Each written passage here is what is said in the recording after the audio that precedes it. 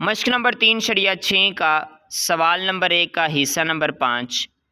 P A जमा B जमा Q B निस्बत पी सी जमा डी बराबर है जमा क्यू डी बराबर ए निस्बत सी। लेफ्ट हैंड साइड को हल करेंगे।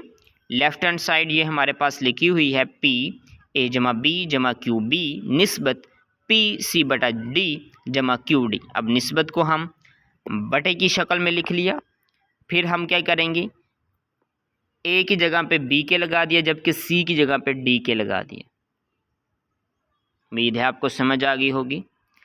अब बी अंदर से कॉमन आ सकता है, बी के जमा बी से, तो बी कॉमन आ गया।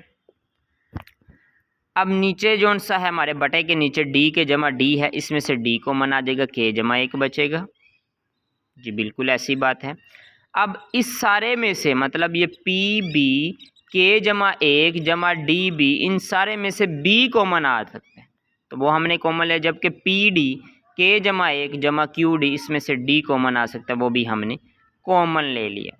अब ऊपर नीचे काट देंगे, जबकि हमारे पास बचेगा क्या, बी बटा डी।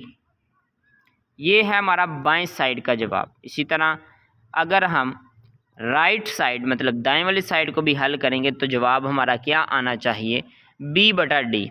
बच्चों आसान है, दाएं साइड जिस तरह से हमारी बाएं साइड आसान थी, इसी तरह से दाएं साइड वो कैसे कि ए की जगह पे जब हम बी के लगा दें और सी की जगह पे हम डी के लगा दें तो के से के कट जाएगा, बी बटा के हमारा जवाब होगा।